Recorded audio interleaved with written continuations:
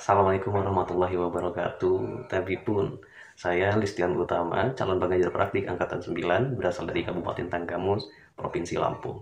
Kali ini saya akan menyampaikan video hasil praktik fasilitasi bersama dengan kelompok 2. Selamat menyaksikan.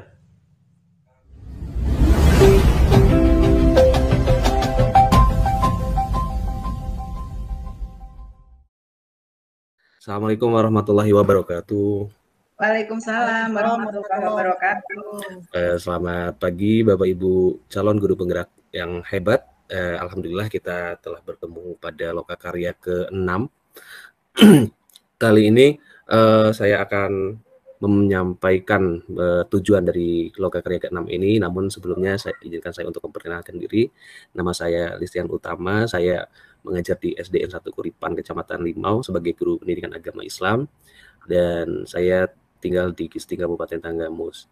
Nah, untuk selanjutnya, Bapak Ibu, sebelum kita lanjutkan, saya minta salah satu untuk memimpin doa untuk mengawali kegiatan kita pada hari ini. Untuk itu, kepada Bapak Warsono, saya mohon bantuannya untuk memimpin doa. Silakan, Pak.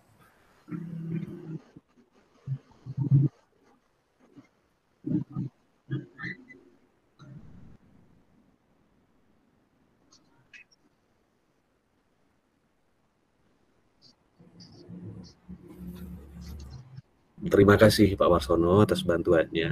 Nah, Bapak Ibu calon guru penggerak hebat, hari ini saya akan menyampaikan tujuan pembelajaran kita atau tujuan daripada Lokakarya 6 ini. Yang pertama yaitu peserta dapat menghasilkan rencana kerja 1 tahun untuk mengembangkan pengembangan sekolah. Kemudian kedua, peserta dapat mengidentifikasi kekuatan dirinya yang mendukung program sekolah. Yang ketiga, peserta dapat menyusun rencana penguatan kompetensi diri untuk mendukung program sekolah.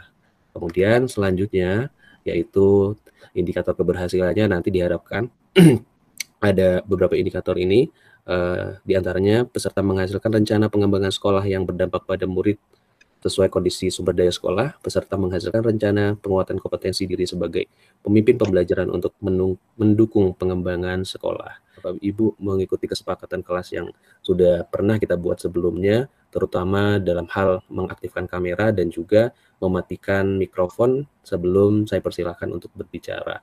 Kemudian gunakan fitur raise hand untuk mengutarakan pendapat atau menjawab pertanyaan. Demikian Bapak Ibu. Nah, Bapak Ibu, selanjutnya di sini saya memiliki sebuah gambar. Nah, ini adalah gambar sebuah sekolah Bapak Ibu. Sebuah sekolah.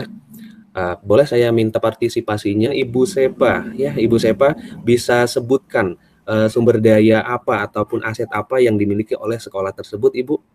Silakan.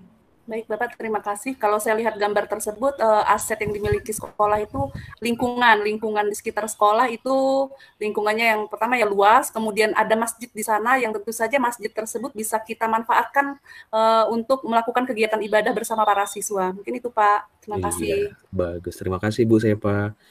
Kemudian dari Ibu Sri Utami. Baik, terima kasih Pak Listian atas waktunya, Bapak Ibu sekalian. Di sini saya juga melihat sumber daya manusianya Pak. Di situ kayaknya sebagai aset mereka itu asik belajar di luar ruangan. Jadi kayaknya pembelajaran itu tidak melulu hanya di dalam kelas. Di situ tampak terlihat anak-anak sedang asik belajar sambil bermain Pak di ruang kelas, di samping memang ada kelas atau musola yang bisa dimanfaatkan sebagai sumber daya atau aset. Terima kasih Bapak. Ya, terima kasih Bapak Ibu guru hebat. Boleh tepuk tangan untuk semuanya. Nah, itu tadi yang kita lihat adalah aset atau sumber daya yang ada di lingkungan sekolah, baik itu yang berbentuk sarana prasarana maupun lingkungan dan juga sumber daya manusianya. Nah, untuk selanjutnya Bapak Ibu, di kolom chat saya sudah menautkan link Jamwet. Bapak Ibu bisa membukanya dan di situ Bapak Ibu bisa memberikan tanggapan atas pertanyaan yang saya berikan. Silahkan Bapak Ibu, saya beri waktu 3 menit. Sudah Bapak. Pertanyaannya adalah potensi atau aset apa yang perlu Anda gali dari sekolah Anda. Kalau tadi Bapak Ibu sudah melihat aset yang dimiliki oleh sekolah yang ada pada gambar, kali ini saya ingin tahu lebih lanjut tentang aset atau sumber daya yang ada di sekolah Bapak Ibu masing-masing. Silahkan diceritakan di dalam link Jamot yang tersedia. Iya, sudah ada yang masuk. Terima kasih atas partisipasinya. Di sini ada yang menjawab memanfaatkan lingkungan sebagai tempat belajar, kemudian lapangan yang luas dan perpustakaan, kemudian ada juga ruang kelas, lapangan, laboratorium, komputer, dan juga musola. Baik, bagus sekali Bapak Ibu, semua yang telah Bapak Ibu sampaikan itu merupakan aset-aset yang Bapak Ibu miliki di sekolah masing-masing. Sekarang saya mau dengar dari Ibu Sri Utami. Ibu Sri Utami bisa dengar suara saya? Bisa, baik Pak. Ya. Terima kasih atas kesempatannya. Silahkan. Di sekolah saya Pak terdapat aset, yaitu sumber daya manusia yang memadai. Kemudian di sekolah kami juga ada musola yang bisa digunakan untuk anak-anak mengasah bakat atau potensinya dalam kultum, kemudian melaksanakan kegiatan pembelajaran seperti belajar sholat dan seterusnya, itu secara rutin. Kemudian ada lab komputer, ada lab IPA, ada perpustakaan sebagai sarana atau ajang potensi anak yang memiliki minat baca dan seterusnya. Bapak, terima kasih. Terima kasih Ibu Sri Utami. Wah, banyak sekali ya fasilitas-fasilitas yang menjadi aset sekolah yang bisa dimanfaatkan sebagai sumber belajar. Jadi belajar itu kita tidak hanya terkesan di dalam ruangan saja, namun bisa menggunakan sumber daya yang ada di dalam sekolah tersebut. Nah, kemudian di sini selanjutnya ada pertanyaan yang kedua tentang kendala atau hambatan yang dialami oleh Bapak Ibu dalam menggunakan aset atau sumber daya yang ada di sekolah. Namun di sini saya ingin Bapak Ibu langsung menyampaikan saja, siapa yang bersedia untuk menyampaikan langsung raise hand saja. Ya, ada Ibu Kholiah. Silakan Ibu Kholiah menyampaikan kendala atau hambatan yang dialami di sekolahnya. Terima kasih Pak atas kesempatannya. Jadi kendala atau hambatan yang saya temui di sekolah saya itu dari aset ini Pak ya. Kalau dari aset itu kami belum punya musola Pak. Musolanya itu rusak parah. Tapi sementara ini kami bisa menggunakan aset kelas untuk mengalihkan fungsi musola itu ketika proses pembelajarannya. Kemudian kondisi orang tua juga masih belum bisa banyak berkontribusi. Jadi untuk musola ini akan terus diupayakan. Mudah-mudahan ke depan bisa lebih diberdayakan lagi. Itu Pak. Jadi kendalanya belum ada kerjasama yang baik dengan orang tua. Ini kebutuhan terkait hambat ini Pak. Siap Ibu Kholiah. Terima kasih Ibu Kholiah, bagus sekali. Ternyata Ibu Kholiah memiliki hambatan, ya ini dalam memanfaatkan sumber daya manusianya itu masih kurang secara pendekatan. Nah, apakah Bapak Ibu ada yang bisa membantu bagaimana cara Ibu Kholiah ini dalam menghadapi atau mengatasi kendala yang dihadapi? Saya minta bantuannya dari Ibu Sepa. Ibu Sepa boleh dibuka speakernya? Oke. Baik, terima kasih Pak.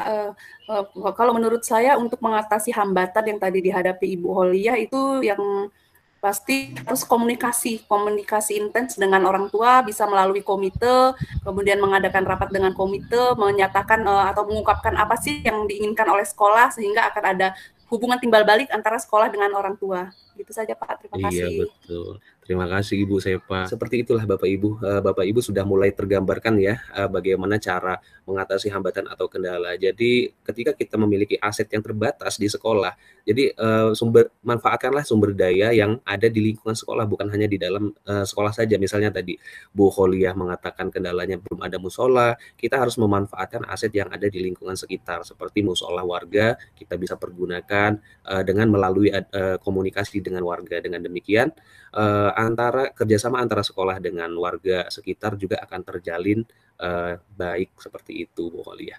Dan juga teman-teman semua, bagus-bagus sekali pendapatnya, saya ucapkan terima kasih sekali. Untuk selanjutnya dari penjelasan yang saya sampaikan tadi dan juga beberapa pendapat dari teman-teman, apakah ada yang mau menyimpulkan? Saya persilahkan kepada Ibu Sri Utami deh untuk menyimpulkannya. Bagaimana Ibu? Baik, terima kasih Pak atas kesempatannya. Kesimpulan dari pembelajaran kita saat ini yang saya dapatkan adalah bagaimana sebuah perencanaan pengembangan sekolah itu berdasarkan aset. Kalau bisa bukan berbasis masalah. Jadi kalau kita melihat sekolah kita memang asetnya kurang, yang kita lihat sisi yang lain, mungkin kita punya aset yang lain yang lebih. Jadi bukan pada masalah tapi berbasis aset. Kita berdayakan potensi yang sudah ada. Itu Bapak, terima kasih. Iya, terima kasih Bu Utami. Dengan demikian, harapan kedepannya Bapak Ibu semua bisa memanfaatkan aset-aset sumber daya yang ada di sekolah masing-masing. Jadi tidak ada alasan untuk kita tidak melakukan pembelajaran yang berdampak pada murid. Nah, demikian kegiatan kita pada Lokakarya ke-6 ini. Sampai jumpa di Lokakarya berikutnya. Untuk menutup kegiatan kita pada hari ini, saya minta bantuannya kepada Pak Warsono kembali untuk memimpin doa. Silakan Pak Warsono. Alhamdulillah. Terima kasih Pak Warsono dan terima kasih Bapak Ibu calon guru penggerak yang hebat. Terima kasih atas partisipasinya. Sampai jumpa. Jangan lupa lanjutkan pembelajaran asinkronus pada LMS. Saya ucapkan terima kasih dan saya akhiri. Wassalamualaikum warahmatullahi wabarakatuh. Waalaikumsalam.